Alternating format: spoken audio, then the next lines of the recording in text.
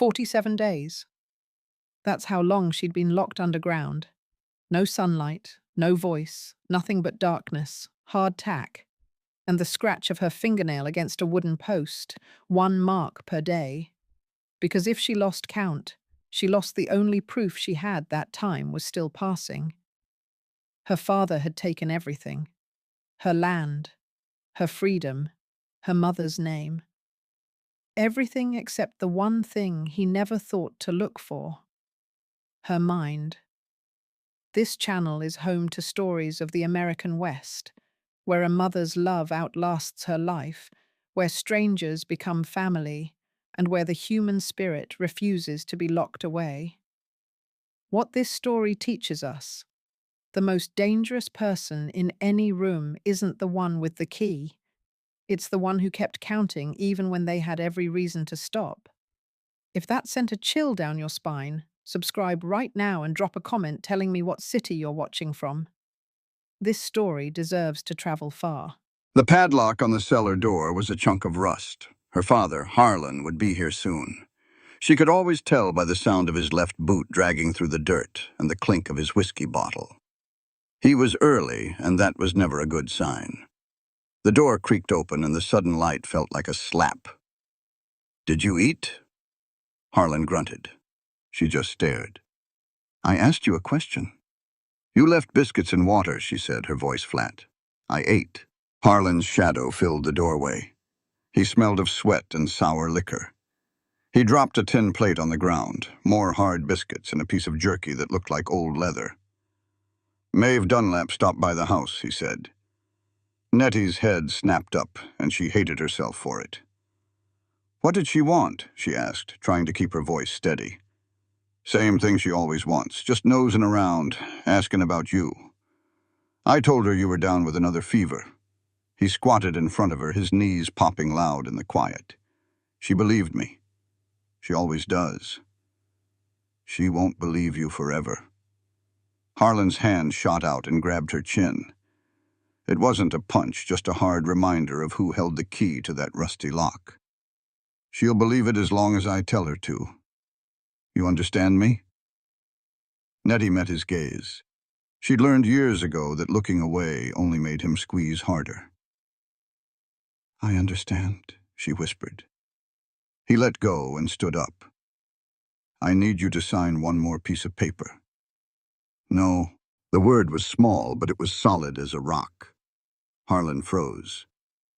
"What did you just say to me?" "I said no.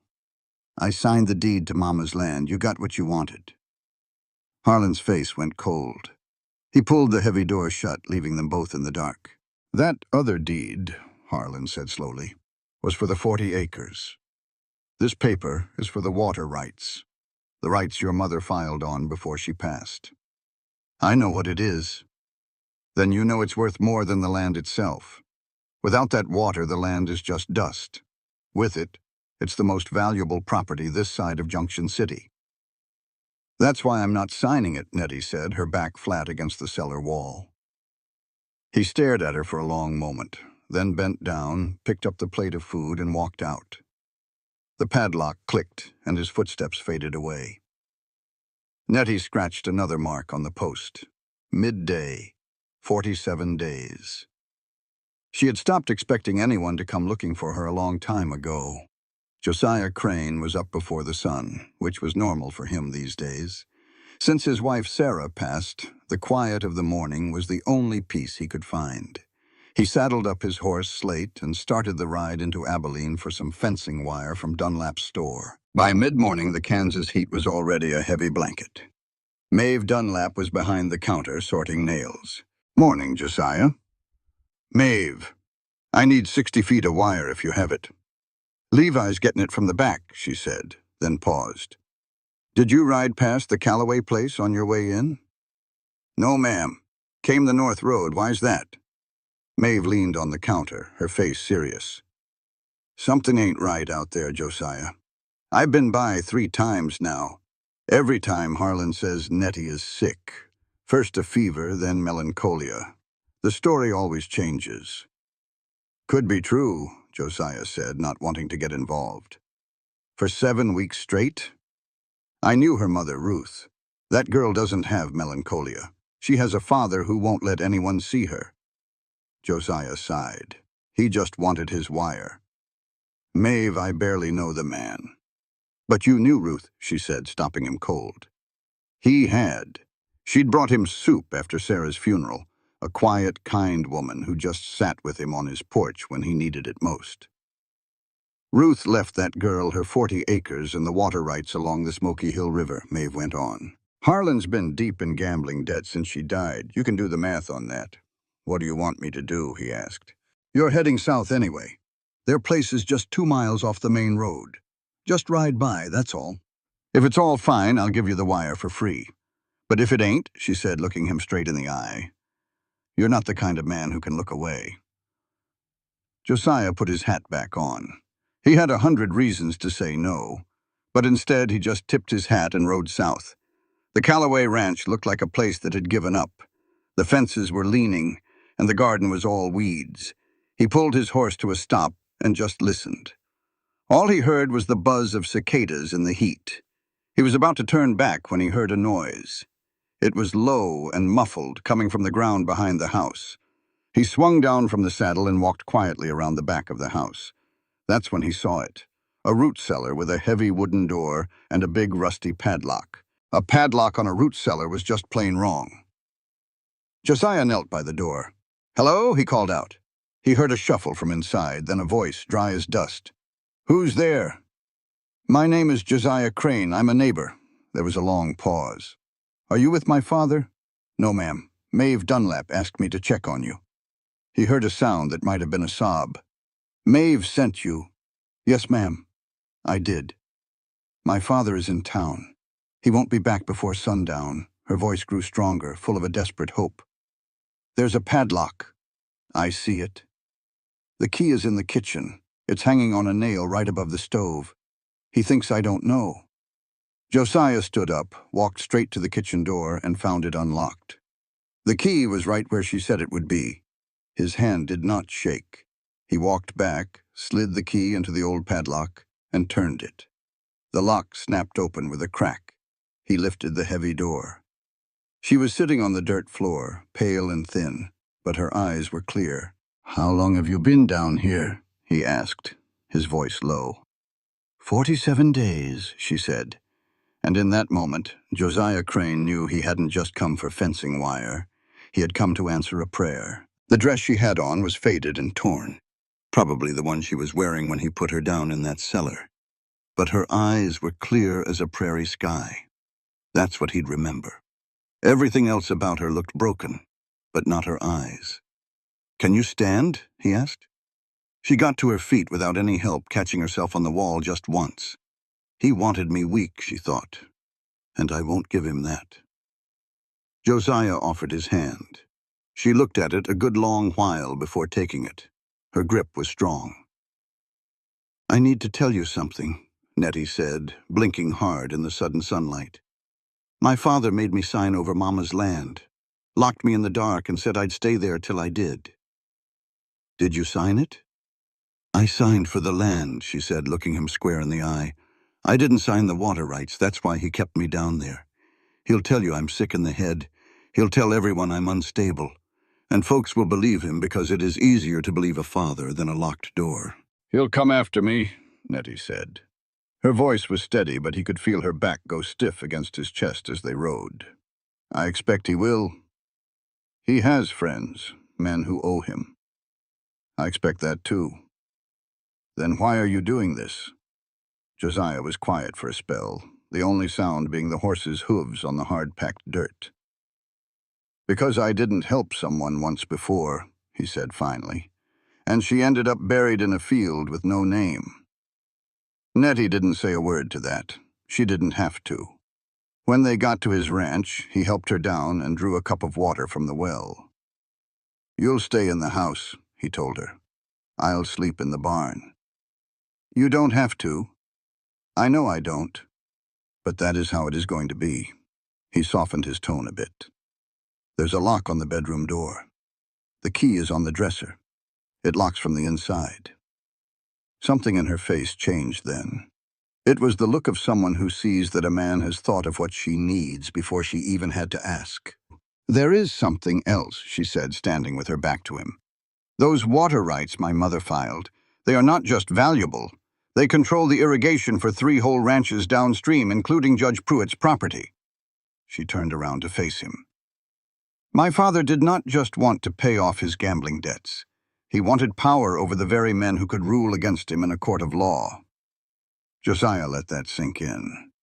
If her father controlled the water, he controlled who survived out here. Nettie's voice was steady as iron. "That is why he locked me in a cellar for 47 days. Because I am the only thing standing between him and that kind of power." Josiah looked at her then, standing there in her torn dress with scars on her wrists, and he understood. This was not a rescue, this was the start of a war, and this girl was no victim. She was a soldier. "We will need Maeve," he said, "and we will need proof." My mother kept a journal. "I hid it under the floorboards in my room 3 years ago when I saw what he was becoming." "You knew this day would come," he said. "I prayed it would not." She finally sat on the porch step, and for the first time her shoulders sagged not with defeat, but with pure exhaustion. "But my mother taught me to hope for the best and prepare for a man at his worst." The sun was getting low, stretching shadows across the yard. "First thing tomorrow," Josiah said, "I will ride into Abilene and talk to Maeve. Then we will go see Sheriff Briggs. Briggs plays cards with my father. I know. But a locked cellar and rope marks do not look good no matter whose daughter you are. He will have to pretend to be on our side." Somewhere out on the prairie, a coyote called. Nettie stiffened for just a second, the way a person does when any sudden noise might mean a heavy door is about to open. Josiah saw it, but did not say a word. "Are you hungry?" he asked instead. He went inside and came back with bread, salted pork, and a jar of preserves his late wife Sarah had put up. He had never been able to open them until now. Nettie ate slowly, like someone teaching herself to trust food that did not come with strings attached. She spoke of her mother, not the cellar. "She was the strongest woman I ever knew," Nettie said. "She stayed with my father because she believed people could change back. She was wrong about that. But she was right that land is the only thing a woman can own that a man cannot charm away from her.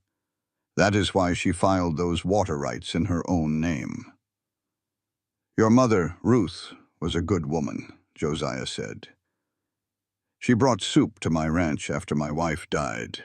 Sat on this very porch for an hour and did not say a thing. It was the best conversation I had that whole year." A small smile touched Nettie's lips.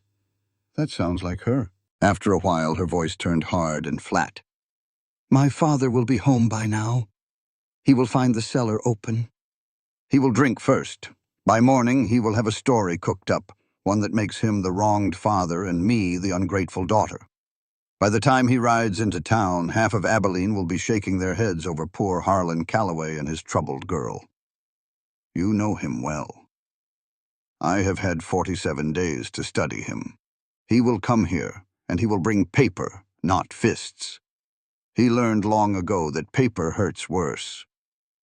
"Then we had better have our own paper ready," Josiah said. "The journal," Nettie whispered. She looked at his ranch, at the barn, at the fence he'd built with his own 2 hands. "Why did Maeve send you?" "I do not know." "I think I do," she said, meeting his eyes. "She sent you because you are the one man in this county who already lost someone he could not save. She knew you would not be able to walk away a second time." Josiah did not answer, because she was right. "Get some rest," he said. "Lock the door." At the doorway she paused.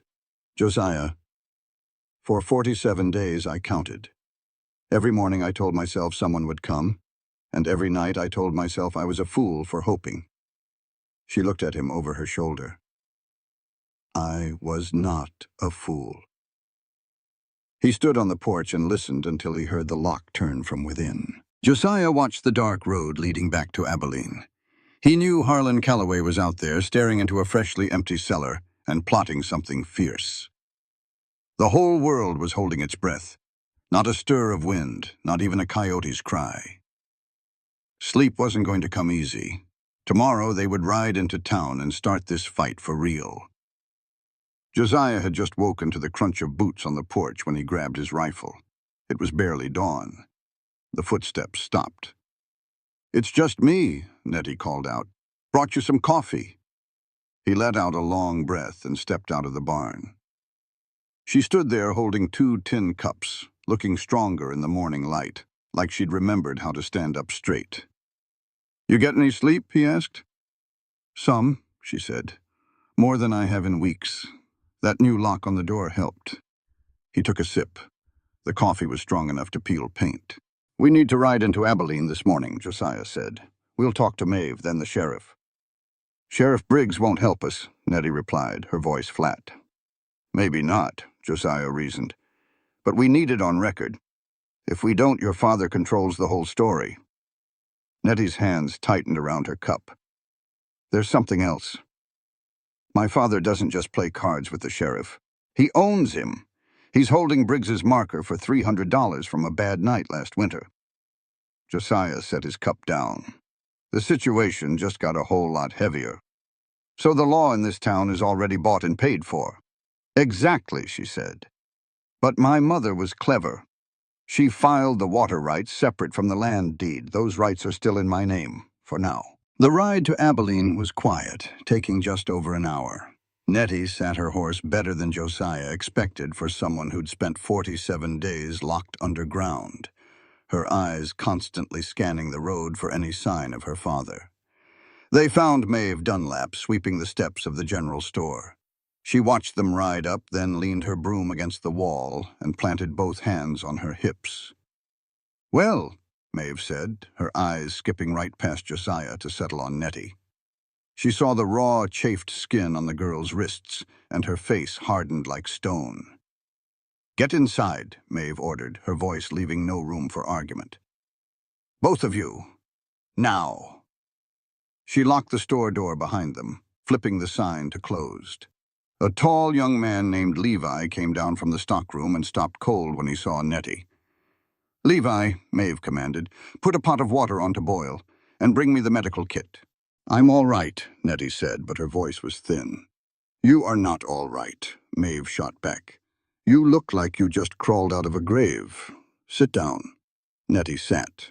You didn't argue with Maeve Dunlap. Levi brought the water and the kit, his jaw set tight as he glanced at Nettie's wrists. Maeve worked in a focused silence, gently cleaning the rope burns with a tenderness that didn't match the fury in her eyes. "How long?" Maeve finally asked, her voice low. 47 days, Nettie whispered. "In the root cellar." Maeve's hands paused for a beat. She finished wrapping one wrist and started on the other. "I went to that house 3 times, Maeve said, her own voice thick with anger. "He stood right in the doorway and lied to my face. I should have pushed harder." Levi spoke from his spot by the counter, his question aimed directly at Nettie. "What do you need?" "I need the sheriff to know what happened," Nettie said, her voice gaining strength. "And I need to get my mother's journal. It's hidden under the floorboards in my old bedroom." "A journal?" Maeve asked, looking up. "She wrote down everything. Every threat, every time he got mean. She was building a case just in case." The room fell silent. That journal was everything. "Briggs won't lift a finger," Maeve said flatly. "Harlan has him collared." "Then we go to Judge Pruitt," Josiah said. "Pruitt is a fair man. He'll listen." "But we need that journal first," Nettie insisted. "I have to go back and get it." "Absolutely not," Josiah and Maeve said at the same time. "He'll be watching the house." "I'm the only one who knows where it is," she argued. "But I don't have to go alone." All eyes turned to Levi. "I'll go with her," he said, his voice calm and steady. "No, Josiah," Maeve said, stopping him before he could speak. "If Harlan sees you anywhere near his land, he'll cry trespass, and Briggs will back him up. You need to go see Judge Pruitt and stay clean." "So Levi goes?" Josiah asked. Maeve looked at her son for a long moment, saw the determination there, and gave a sharp nod. "Y'all go through the creek bed. Harlan always watches the road, never the water." Nettie looked at Levi. "You sure about this?" "My mother has spent 3 years feeling guilty because she didn't kick your father's door down," he said simply. "I'm not fixin' to spend the next 3 feeling the same way." They slipped out the back of the store. Josiah turned to Maeve. "He's awful young for this." "He's 25, she said, untying her apron. "Old enough to know right from wrong. Now you get over to the hotel.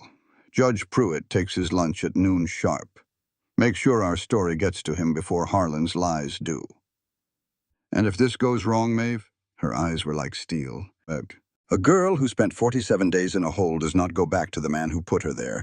That is not an option, not in my town." Josiah had 20 minutes, and he used every second to get his story straight. Judge Pruitt was a man who dealt in facts, not feelings. He had no time for tears or pleading, only what was written on paper. And Josiah had nothing but rope burns on a young woman's wrists and her story against her own father. He found the judge right where he was told he would be, at a corner table with roast beef and the local paper. Samuel Pruitt was 60, with a neat white beard and eyes that had seen every lie there was. Josiah walked right up. He laid out the whole ugly business. The cellar, the padlock, the 47 days of darkness. He spoke of the land deed she signed with no choice, and the water rights her father, Harlan, was about to steal. The judge just listened, cutting his beef into perfect squares and eating them one by one. When Josiah finished, the judge folded his napkin. He looked Josiah square in the eye and said, "So, Harlan Calloway locked up his own daughter to get her land?" Josiah confirmed it, adding that the land included water rights her late mother filed for. The judge paused, fork in the air. "Those rights feed a few properties downstream, including my own." Josiah knew it was a conflict of interest, but the girl's life was more important. He then explained that the local sheriff owed Harlan $300 from a poker game, so they could expect no help from him. The judge leaned back. He couldn't rule on the case himself, but he could stop the property transfer and send it to another court. "There's one more thing," Josiah said. "They're getting her mother's journal from the house right now. It's full of proof." The judge raised an eyebrow. "That's mighty bold. Bring me that journal, and bring me the girl. I need to hear this for myself." The judge added, "I've known Harlan Calloway for 15 years. I watched the war change him, but figured it was his own business. Looks like I was wrong." Josiah thanked him and left, riding hard for the Calloway place. A bad feeling was churning in his stomach, the kind a man gets when he sends friends to do his dirty work. A mile out, he heard shouting. He spurred his horse and saw Harlan on the porch, a shotgun resting on his arm. Levi stood in the yard, hands up, while Nettie clutched a book to her chest. They had the journal, but Harlan had them cornered. "That's my property," Harlan yelled, pointing at the book. "That book belonged to her mother," Levi said, his voice calm. Harlan's eyes narrowed. "You're Maeve Dunlap's boy. Get off my land." Levi stood his ground. "Not without Nettie." Harlan snapped the shotgun shut. Just then Nettie stepped out from behind Levi. "Father," she said. A dark look passed over Harlan's face. "You come on home," Harlan said, his voice getting quiet like it always did before the trouble started. "We'll just forget this ever happened. I will even unlock the cellar." Nettie's voice was cold steel. "You will unlock the cellar. You think that is a kindness? After 47 days in the dirt? You call keeping me prisoner the same as keeping me safe." Harlan tightened his grip on his shotgun. "This world will chew you up and spit you out. I am the only one who cares." "You chained me," she shot back. "You made me sign away Mama's land in the dark. That land is mine." Just as Harlan stepped off the porch, Josiah rode into the yard, stopping his horse right between them. Harlan's face twisted with hate. "You stole my daughter." Josiah looked down at him. "I opened a door for a grown woman. There is a big difference." "She is my child," Harlan yelled. "She is 22 years old, Harlan," Josiah said calmly, And she owns land that you forced her to sign away. Harlan laughed a mean, ugly sound. She signed it. I will ask Judge Pruitt about that, Josiah replied. We are meeting with him this afternoon. The judge's name landed like a fist. Fear flashed in Harlan's eyes. Pruitt has got no say in this. He does when those water rights feed his own ranch, Josiah countered. He's already freezing the property transfer. Harlan's knuckles turned white on the shotgun. You do not know what you are messing with. I know what 47 scratches on a cellar wall look like, Josiah said, his voice hard. And I know what a mother's journal full of dated entries looks like to a judge. Harlan stared at the book in Nettie's hands. Where did you find that? Nettie spoke up. Mama wrote in it every single day. Every bruise, every threat. She wrote it all down, and she hid it from you. Harlan's arm went limp, the shotgun hanging uselessly. Give me that book, Nettie, Harlan begged, all the fight gone from his voice. No, she said. You stopped being my father the day you first locked that cellar door. He looked at the three of them. A wall he could not break. This is not over, he whispered. You are right, Nettie said. But the part where I obey you is... Josiah offered his hand, and she swung up onto the horse behind him. Harlan just stood there watching them ride away. For the first time in 47 days, Nettie did not look back. They rode to Abilene, the silence between them heavy with what was coming. Maeve was waiting for them outside her store. She saw the book in Nettie's arms and her eyes went wide. Ruth's journal, she breathed. Every page, Nettie confirmed. Maeve looked at her son Levi. He had a shotgun, Levi said quietly. He did not use it. Maeve pulled him into a quick, hard hug that said more than words ever could. Let us go see the judge, Levi said, clearing his throat. The four of them walked toward the hotel, a sight that turned heads all over Abilene. One of Harlan's drinking buddies watched them pass, then turned and headed straight for the saloon. So much for the element of surprise, Josiah muttered. We never had it, Nettie answered. It is about who tells the judge the better story first. They found Judge Pruitt in his room, already working on the paperwork. He stood up, his gaze finding Nettie. Miss Calloway, please sit. I need you to be honest with me now. Can you do that? Nettie met his eyes. Sir, being honest is why I just spent 47 days in a cellar. The judge studied her for a moment, then nodded. Tell me everything. For the next 40 minutes, Nettie told him. She spoke of the cellar door locking for the first time, the ropes on her wrists, and the meals that slowly disappeared. She explained how he forced her to sign the deed on day 12, and how she refused to sign away the water rights. She described carving a mark on a post for each day she was trapped. The judge listened, writing everything down. When she finished, he asked for the journal. He opened it, read a page, and then closed it. Every entry is dated, he said, and she names witnesses still living in town. He placed the journal on his desk. Miss Calloway, I am issuing a restraining order against your father. The property transfer is frozen. I am also contacting Sheriff Briggs about the criminal charges. If he does not act in 48 hours, I will call the United States Marshals. Judge Pruitt paused. You should know your father will fight this with everything he has.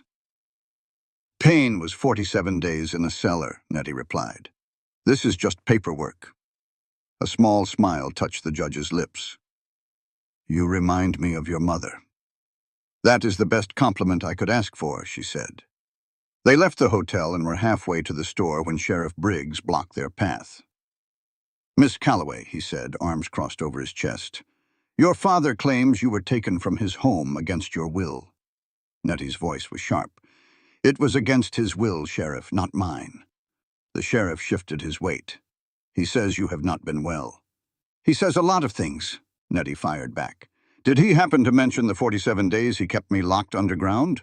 She held up her bandaged wrists for him to see. Or the rope burns. Briggs glanced at her wrists, a hint of something in his eyes before it vanished. I just need to hear both sides of the story. Nettie stood her ground. Nettie stood. Then you can hear my side right now, Muddle. Judge Pruitt has already issued a restraining order, Sheriff. He's frozen the property transfer.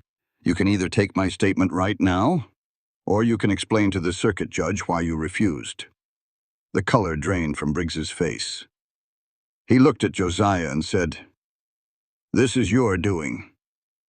"I just opened a door," Josiah replied. "You stuck your nose in a family squabble." A locked cellar is a crime, not a squabble. Briggs looked around. The whole town was watching from doorways and windows. "Fine. My office," he finally said. "And the arrest?" Maeve asked.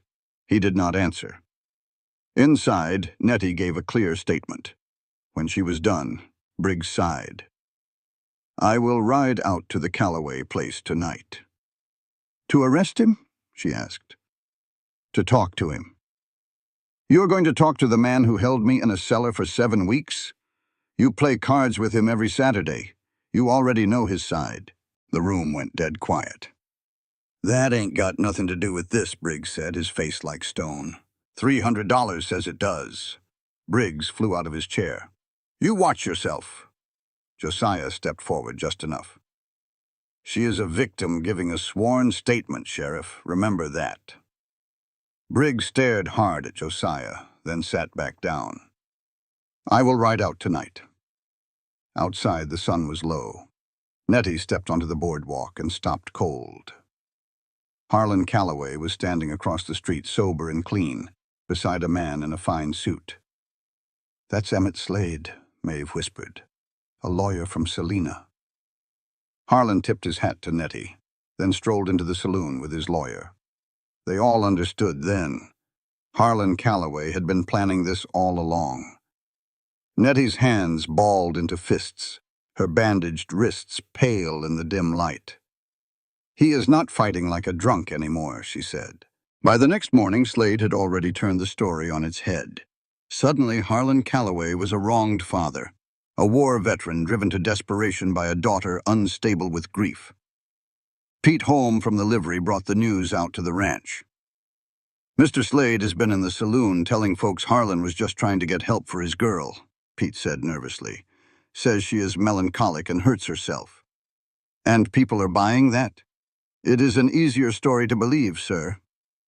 Josiah found Nettie in the barn, her hands busy with a horse named Copper. "Slade is already talking," he said. "I know," she replied, her voice tight. "He is telling them I am crazy. He is twisting it to make your father sound like a good man." "That is a story my father has been spinning for years. Slade just put it in a fancy suit." She put down the brush. "Did Pete look like he believed it?" "He looked uncomfortable." "That means he halfway does. That is what we are up against." Josiah told her, "Pruitt's order went through. The property is frozen. That will not stop Slade. He will just get the case moved to a judge in Selena who has never heard of my family. Is he that good? My father hired him for a reason. Harlan is a drunk, but he is not stupid." Josiah saw she was already thinking moves ahead. "What is our plan?" "We get to the people in my mother's journal before Slade does. Dr. Hensley, Reverend Pike, our neighbor Mrs. Aldrich. They are witnesses.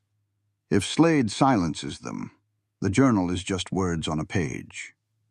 Then we ride now." "No," she corrected. "Me and Maeve. Dr. Hensley will not open up to a man about this. He needs to talk to a woman." Josiah knew she was right. "What is my part?" "Find Judge Pruitt. Tell him Slade is poisoning the well and ask him to move the hearing up." They rode to Abilene and went their separate ways. But Josiah found Pruitt's hotel room locked. A note on the door said, "Court business in Selena. Return Thursday." Thursday. 4 days from now. Josiah's blood ran cold. With Pruitt gone, Harlan had 4 days of free rein. He rushed to Maeve's store where Nettie and Maeve were bent over the journal. "Pruitt is in Selena until Thursday," he announced. Nettie looked up, her eyes sharp. That is not a coincidence. Slade pulled him out of town on purpose. How? Levi asked from the window. All he had to do was file a motion. It buys him 4 days to work. Nettie flattened her hands on the counter. 4 days. That is all Slade needs, Josiah asked. Needs for what? To spin a story that I am incompetent. If Slade gets a doctor to say I am mentally unfit before the hearing, then the whole thing is over. My signature on that deed holds up, and anything I say becomes the ramblings of a troubled girl. He cannot get a doctor to sign off on that, Maeve said. Hensley knows you. Slade does not need Hensley. He just needs any doctor willing to take his money. Levi called it corruption. Nettie just shook her head. That is just how things are done in these parts. Well then, Maeve said, standing tall, we are not waiting. We go get witness statements right now before Slade can get to them. Nettie nodded. First Dr. Hensley, then Reverend Pike, and then Mrs. Aldrich. I will go with you to Hensley's, Maeve offered. Josiah, you and Levi go find Mrs. Aldrich. She is old and scared, but she knows what she heard. They split up and headed out, with Maeve and Nettie walking toward Dr. Hensley's office. When he opened the door, the look on his face shifted from surprise to something that looked an awful lot like fear. Nettie Calloway, Dr. Hensley, can we come in? He hesitated for just a moment before stepping aside. I heard you were staying with Josiah Crane, he said, avoiding her gaze. Your father was here yesterday. He told me you had another one of your episodes. My father locked me in a root cellar for 47 days, Nettie said plainly. I know what he told you. I am telling you what happened. She held up her wrists, still wrapped in bandages. These are not from some spell of sadness. These are from a rope, tied to an iron ring. Hensley looked at her wrists, then looked away. I treated your mother once, he mumbled. She said she fell. You and I both know she did not fall. But you wrote it down that way because it was easier. His hands were shaking. That is a fair thing to say. It is not an accusation, Doctor. It is the truth. I am here to give you a chance to do for me what you could not do for my mother. Maeve spoke up. We need a written statement, Thomas. About Ruth's injuries and your professional opinion on them. Writing that down means calling Harlan Calloway a liar, and in this town, that has a price. The price for not writing it is letting another girl get locked away, Maeve countered. Ruth is gone, Thomas, but Nettie is still here. You need to pick which one you can still save. Hensley sat down at his desk, took out a clean sheet of paper and picked up his pen. I treated Ruth Calloway on 3 separate occasions. Her injuries were not consistent with falling. He looked up at Nettie. Is that good enough? Dates, Nettie said, and details. Everything you can recall. He nodded and began to write.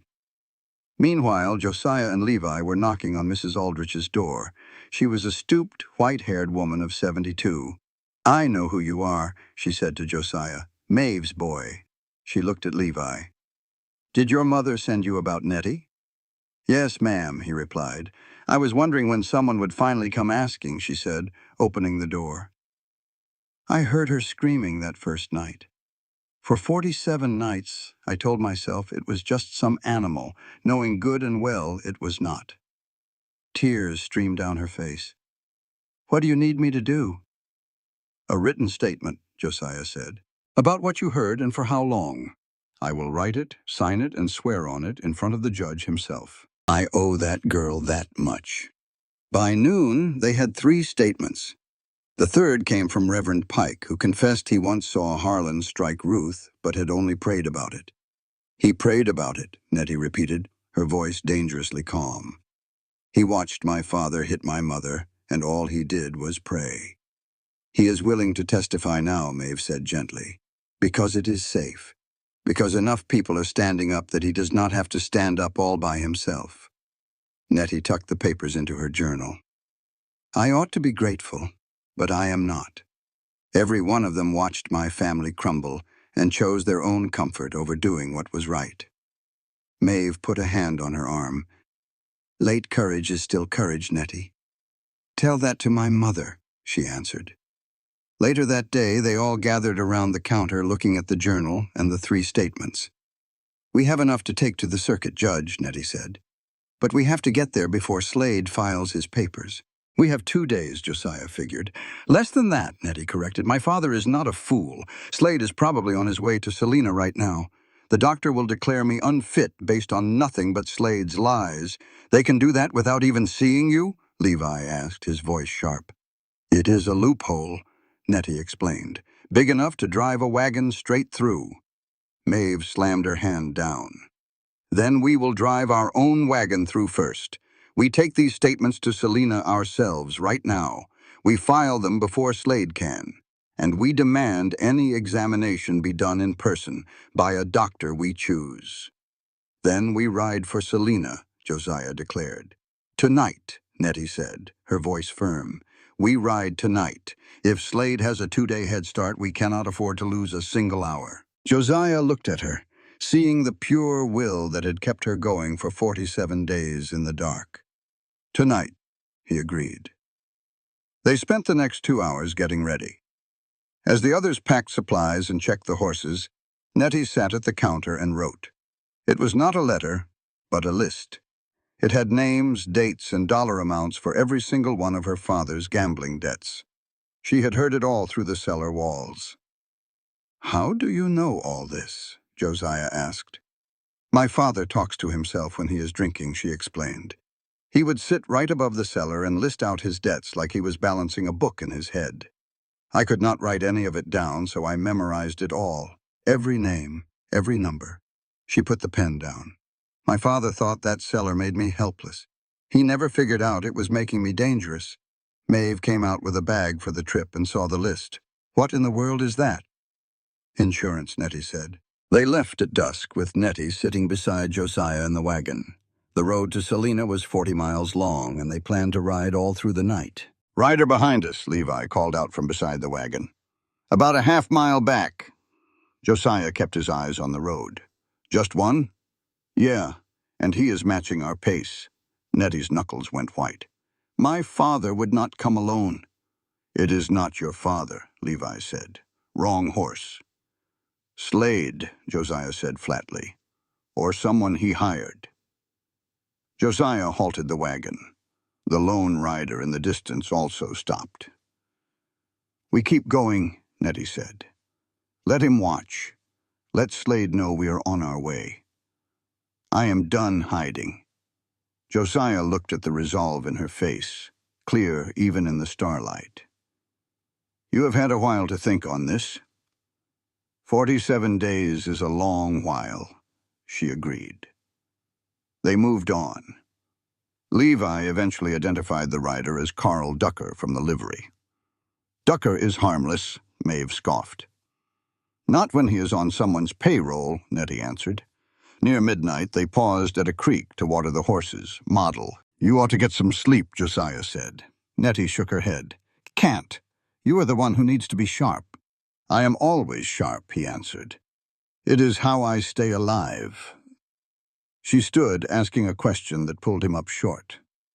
Josiah, why did your wife pick that chestnut mare? He paused. Sarah said Copper had kind eyes. And she was right.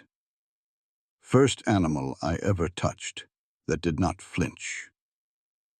Your wife sounded like she was good at seeing the truth in things, Nettie said softly. She was good at everything. A quiet settled between them. Two people who knew what it felt like to have their world torn apart. Levi appeared then. Ducker's made camp about a quarter-mile back. He's not following us anymore tonight. Nettie knew why. He does not have to. He knows right where we are headed. They pushed on through the dark, riding straight for a courthouse in a town where no one knew her name. Dawn found them 10 miles outside Selena. The wagon hit a rut, and Nettie woke with a start, the journal clutched to her chest. How far? We are close, Josiah told her. We will be there before the courthouse opens. She smoothed her hair but did not change the dress she had worn for 47 days. I want the judge to see what this looks like, she had told Maeve. They stood on the courthouse steps as the town woke up. "Whatever happens in there," Nettie said, her voice steady, "I want you all to know I chose this. My mother left me something worth fighting for, and my father tried to steal it. I would rather lose in that courtroom than win by staying quiet." "You are not going to lose," Levi said. "You cannot promise that." "No," he admitted. "But I can promise I will be right there beside you. We all will be." The courthouse doors opened, and a clerk raised an eyebrow at the four dusty travelers on his steps. "We need to file an emergency petition with the circuit court," Nettie said, her voice clear. "And we need to see a judge before a lawyer named Emmett Slade files anything first." The clerk's eyes fell on her bandaged wrists, then to the journal she held tight. "Come inside," he said. He led them down a hall and told them to wait. Nettie laid the journal on the table, then the 3 sworn statements, and her own list of her father's debts. She lined them up just so, building a fortress out of paper. "The circuit judge is Arthur Waverly," the clerk said from the doorway. "He starts at 8 sharp." "Has anyone else filed?" Nettie asked. The clerk hesitated. Mr. Slade filed a competency motion late yesterday afternoon." "Yesterday afternoon," Nettie repeated, looking at Josiah. "He filed it before we even left Abilene. He planned this whole thing." The 4 of them sat in silence in a room that smelled of old paper and floor wax. Nettie opened the journal to the last page her mother ever wrote. "What does it say?" Levi asked. Her voice was steady as she read it aloud. "April 14th, 1874. Harlan came home at 3 in the morning. He broke a chair and told me if I ever tried to leave, he would make sure Nettie never left either. And I believe him. God help me, I believe him." She looked up from the page. "That was 4 years ago. She died 6 months later, and my father started on me." The door opened, and Judge Arthur Waverly walked in, sharp-eyed and all business. He looked from the motion in his hand to the 4 determined people sitting at his table. "MTT Slade is here for Harlan Calloway," Judge Waverly said, taking a seat without a hello. "And I have 4 people from Abilene who rode all night to get here. Somebody better tell me why I should hear from you first." Nettie stood up. "Because this competency motion is a complete fraud, Your Honor. My father filed it to stop me from testifying that he forced me to sign over my property. He held me in a root cellar for 47 days. I have my mother's journal proving his abuse, 3 sworn statements, and the rope burns on my wrist to back it up." Waverly glanced at her wrists, then at the papers, and finally at her face. "Sit down, Miss Calloway. Start at the very beginning." Nettie spoke for half an hour. She did not cry or shake. She just stated the facts, practiced to perfection in a dark cellar. Waverly read the journal, the statements, and the list of her father's debts. When he was done, he looked up. "This list. How did you get this information? My father talks when he drinks." "I was in the cellar, and I memorized everything he said. You recalled specific names and amounts while you were trapped underground. I had 47 days with nothing to do but listen and remember." The judge leaned back. "Miss Calloway, I will be direct. Mr. Slade's motion says you are not competent to manage your own affairs. It is backed by a Dr. Franklin Poole, who claims you are mentally unstable based on what your father told him.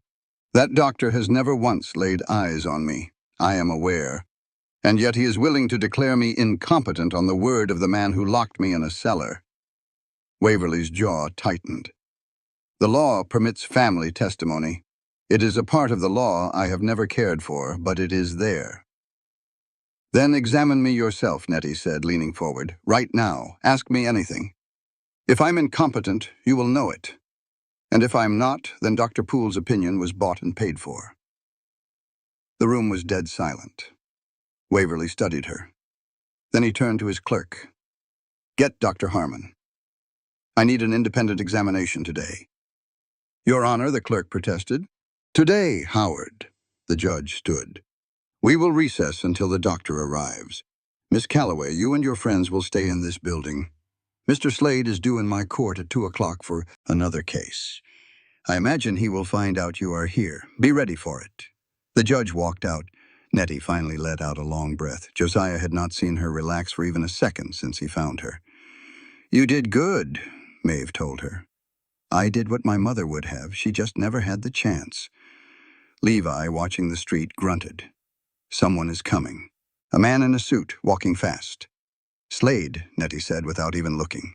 A moment later, the door flew open. EMT Slade strutted in, and right behind him was Harlan Calloway. Nettie jumped to her feet. Josiah and Maeve moved to flank her. Get him out of here, Nettie ordered, her eyes fixed on her father. There is a restraining order against him. That order is for Dickinson County, Slade said smoothly. We are in Selena County now. That is a technicality.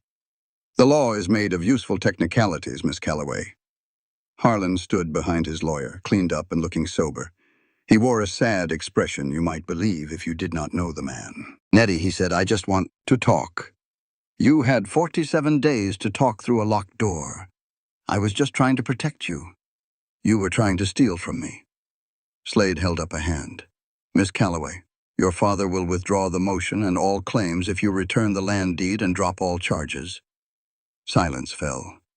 He wants the land back, Nettie said. And he wants me to pretend the cellar never happened.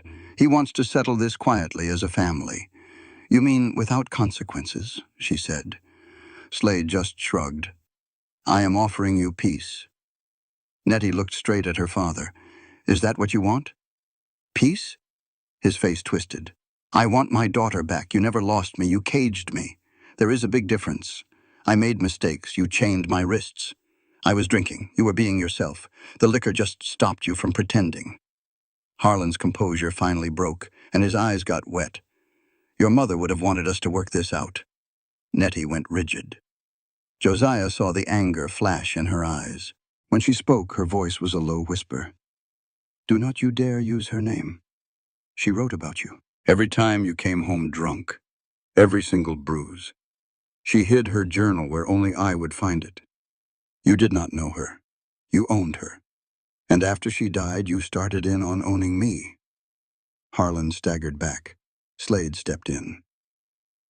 Miss Calloway, an emotional display will not help you with the judge. That was not a display, Mr. Slade. That was my testimony. The door opened and Judge Waverly walked in with an older man carrying a doctor's bag. He saw Harlan and Slade. I did not send for you, Mr. Slade. I came to help things along, the lawyer said. You came to intimidate a witness in my courthouse, the judge fired back. Mr. Calloway, that restraining order is valid in my eyes. You will wait outside this building, or I will have you removed. Now. Harlan gave Nettie one last look and then walked out. Slade paused at the door. The offer stands. No, Nettie said flatly. It does not.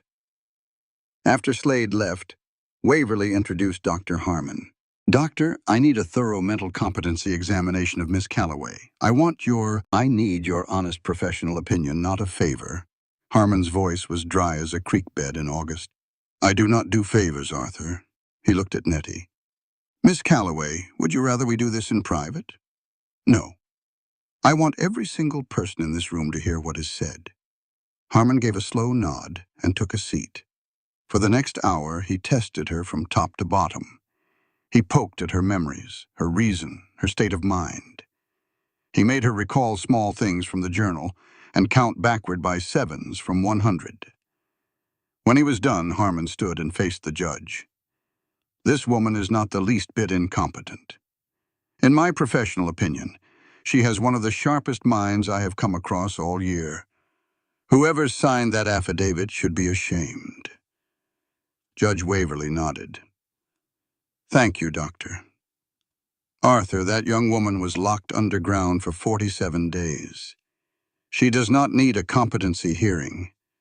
She needs justice for the man who put her there. The judge folded his hands. Miss Calloway, based on everything I have seen, I am ready to issue some orders. First, Mr. Slade's motion is flat out denied. Second, that deed transfer you signed for the 40 acres is now void. Third, the water rights your mother filed stay in your name. And fourth, I am handing this whole affair over to the United States Marshals for a criminal investigation. And my father? Nettie asked, her voice steady. Your father will be arrested, Miss Calloway. The wheels of justice turn slow, but they do turn. Nettie shut her eyes for a brief moment. "Thank you, Your Honor." "Do not thank me," the judge said. "Thank your mother. She built this case from beyond the grave. You just delivered it." With that, he gathered his papers and left. Maeve was the first to move, pulling Nettie into a hug. Nettie just stood there, letting herself be held. "My mother would be proud," Maeve whispered. "My mother would be furious it took this long," Nettie whispered right back. Josiah and Levi stood near the door, quiet and watchful. When Maeve let go, Nettie picked up the journal, holding it tight to her chest. "We should go home," she said, looking at Josiah. "To your ranch, if the offer is still good." "It is still good." Outside, Slade stood across the street, his arms crossed, just watching. "He will appeal," Nettie said as Josiah helped her onto the wagon. "Let him," Josiah answered. "We will be ready." "You really believe that, do you not?" "I believe you made a circuit judge stop his lunch to listen. I believe you talked circles around a lawyer twice your age. And I believe your mother knew her daughter was strong enough to use that journal." "Yeah, I believe it." They rode out of Selena under a hot sun. About halfway home, a rider came toward them. It was a man with a star pinned to his vest, a deputy United States Marshal. "Miss Calloway, I am Deputy Marshal James Beckett. Judge Waverly sent word. I am riding to Abilene to execute a warrant for Harlan Calloway." Nettie's hand tightened on her journal. "He gets dangerous when he is cornered." "Most men do, ma'am. That is why they sent me instead of a letter." Beckett tipped his hat and rode on past them toward Abilene, the dust kicking up behind him. Nettie watched him go, and for the first time her shoulders relaxed just a little. "Josiah," she said softly. "Yeah? Thank you for opening the door." He just drove the wagon on, heading west toward home. Marshal Beckett made it to Abilene well before sundown. Word came back with a rider who caught up to their wagon. "The marshal arrested Harlan," the man said, breathing hard. "But it was not clean." "What happened?" Nettie asked, sitting straight up. "Harlan locked himself in the house. When he finally came out with a rifle, he started yelling to the whole street that you were a thief and Josiah here had stolen you for your land. Some folks were listening. But then Mrs. Aldrich marched out of her house. She walked right up to Harlan and said, 'I heard her screaming for 47 nights. You can call me a liar, too.' The whole street went dead quiet after that." Nettie closed her eyes. It was not relief she felt, but resolution. "Where is he now?" "In jail. Beckett is holding him for the federal transport to Topeka." When they were about a mile from the ranch, Nettie finally spoke again. "He will try to talk to me from that jail cell. He will send a message. Say he is sorry. Say he needs me." "You do not have to answer him," Josiah said. "I know. But a part of me remembers the father he used to be, before all the drinking. He taught me how to ride. He built me a shelf for my books." Her voice caught for a second. "The man who locked me in that cellar is not the same man who built me that shelf. But they live in the same body, and I do not know how to hate one without hating the other." Josiah did not offer easy comfort. "You do not have to figure all that out tonight," he said simply. "I know," she replied. "But I have had 47 days with nothing to do but think, and I still do not have an answer." Own bodies were moving on their own. Maeve made coffee, and the four of them sat on the porch in the dark. Nettie stared down the road. "There is something I have to do tomorrow," she said. "What is that?" Maeve asked. "I need to go back to the house, my mother's house. Nettie, he is in jail, I know, but I have been running from that place for 47 days. If I do not walk through that door on my own terms, it will own me just like he did." No one said a word against it. Josiah nodded, and Maeve squeezed her hand. Levi's silence said he would be there for her. "I will go alone," Nettie said. "No, you will not," all three answered together. A small, rough laugh escaped her. "Fine. But I go in first." The next morning, they rode to the Calloway property. The others waited at the fence as Nettie went on alone. She stopped at the front door, her hand resting on the latch for a full minute. Then she pushed it open and stepped inside. It felt like they held their breath for 20 minutes while she was in there. When she came out of the house, Nettie was carrying a small wooden box. Her face was tear-streaked, but she stood tall. "My mother's things," she said, "and the deed to the water rights, the real one." She sewed it inside the lining of her winter coat. Maeve shook her head in amazement. "She hid everything in plain sight," Nettie explained.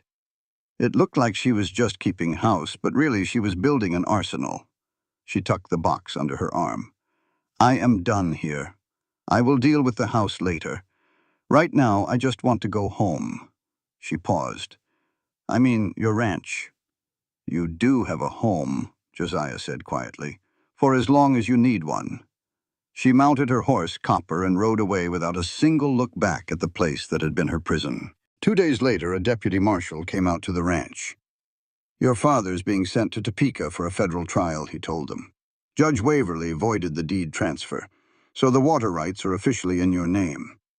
Sheriff Briggs resigned, and Judge Pwitt has appointed a temporary replacement." "And Slade, the lawyer?" Nettie asked. "He withdrew this morning and left town. I reckon being tied to a man who chains up his own daughter is bad for business." Nettie nodded, taking it all in. "So it is over." "The legal part is," the deputy said. "The rest is up to you, Miss Calloway." After he left, Josiah asked, "What do you want to come next?" She thought for a long moment, finally able to breathe. "I want to rebuild my mother's house, fix the fences, plant her garden, make it what it was. And I want to use the water rights the way she meant for them to be used, for everyone downstream, fair for all." Josiah leaned back, a small smile on his face. "That is a whole lot of work, a whole lot of—" Nettie looked out at the horizon. "I know how to work, to make you well known. I am not doing this for attention. I am doing it because my mother filed for those rights to protect a whole community. And my father tried to use them as a weapon. I am just setting things right." The following week was filled with hard work and peace. Nettie split her time between Josiah's ranch and her mother's old place, hauling lumber, mending fences, and clearing out the garden. She toiled from sunup to sundown, not from a place of fear anymore, but with a real sense of purpose. Levi showed up every other day. He would bring what they needed from the general store and stick around to help with the heavy lifting. He was a man of few words while they worked, but when they took a break, he would ask Nettie about the property, about her mother, and what she was planning to grow in her garden. They were small, patient questions. One afternoon, as they were fixing up the chicken coop, Nettie just stopped and looked right at him. "Why do you keep riding all the way out here?" Levi put his hammer down. "Because you need a hand. Plenty of folks need a hand. You do not ride 2 hours for every one of them." He met her gaze. "No, I sure do not." A silent understanding passed between them.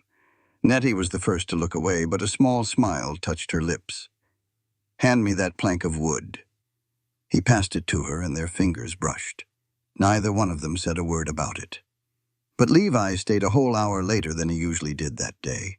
And when he finally left, Nettie leaned against the fence and watched him ride off for a good long while. That evening, Maeve came by with a basket of supper and sat with Nettie on the porch while Josiah saw to the horses.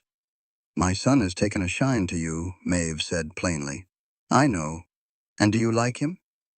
"It is a simple enough question. Nothing in my life is simple these days. It is never going to be. That is not an answer." Nettie worried a loose thread on her shirt sleeve. "He is a good man. He had a shotgun aimed at him and did not even blink. He rode all night to Selena. He comes out here every other day and never asks for a single thing in return. That is a list of his deeds." I asked about your feelings. Nettie was quiet for a long moment. "I feel like I spent 4 years lost in the dark, and he is the first person who did not try to pull me into the light. He just stood close by and let me find it on my own." Maeve pressed her lips together, trying not to smile, but failing. "That is the kindest thing anyone has ever said about my boy. And I'm going to pretend I did not hear it so I do not start crying on your porch." Nettie laughed. It was a real laugh this time, warm and easy. A month after the arrest, a letter arrived for Nettie. It came in the mail, addressed in her father's own hand. She held it for an hour before she found the nerve to open it. She sat on the porch of her mother's house, which was now her house, freshly painted with a garden just starting to show some green. Josiah offered to sit with her while she read it, but she told him she had to do this by herself. He just nodded and walked over to the fence line to wait. She tore open the letter. It was short. Harlan's handwriting was shaky, worse than she remembered. The letter said he was sorry. It said the drinking had carried him to a place he never intended to be. He wrote that he remembered building the little shelf for her books. He said he did not expect her to forgive him. He just wanted her to know that somewhere deep down, the father who built that shelf was still in there, and he was ashamed of what he had done. Nettie read it over twice. Then she folded it neatly and placed it in the wooden box with her mother's belongings. She did not shed a tear. She did not rip it to shreds. She just put it away with the other pieces of a life she was still figuring out how to carry. When Josiah walked back to the porch, she looked up at him and said, "He says he is sorry. Do you believe him?" "I believe he means it today. I do not believe it will last, but for right now I believe him. And I do not know if that is enough." She closed the lid on the box. "Maybe someday I will know. Maybe someday is plenty for now." Fall settled in early that year. Nettie's garden gave its first harvest of tomatoes, squash, and beans. She took a basketful to Maeve's store and set it on the counter without saying a word. Maeve looked down at the vegetables, then back up at Nettie, and pulled her into a hug that held on for a long time. Judge Pruitt stopped by the ranch one afternoon. He sat with Nettie and Josiah and told them Harlan had owned up to his crimes in Topeka, 5 years in a federal prison, and the water rights were now filed with the county in Nettie's name, permanent and without dispute. "Your mother would have been so proud," the judge said. "Everybody keeps telling me that. I know it is true. I just wish she was here to see it herself." Pruitt just nodded. He understood a grief that time does not always heal. He left without another word, which was exactly the right thing to do. Levi came for supper that night. He had been coming for supper most nights, though no one had put a name to it yet. He brought a load of firewood and a jar of his mother's preserves. Nettie made a stew with her own tomatoes. Josiah ate with them, then made an excuse about checking on the horses, a chore that did not need doing but gave the two young folks some time alone on the porch. They sat in the cooling night air, and Levi finally said, "I have got something to ask you. Go on and ask. There is a harvest dance in town next Saturday. Would you—" "Yes." I did not even finish the question. "You did not have to." He broke into a wide grin. She grinned right back.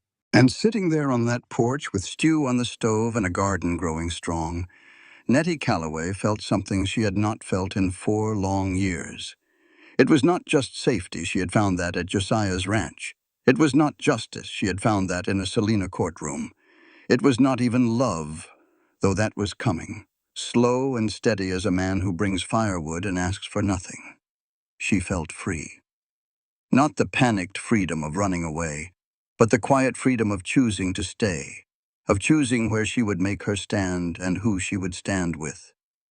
Josiah watched them from the barn door. He thought about a cellar door and a padlock and 47 marks scratched into a wooden post by a girl who refused to forget how many days she had. He thought about how he had ridden out for some fencing wire and had come back with a war on his hands.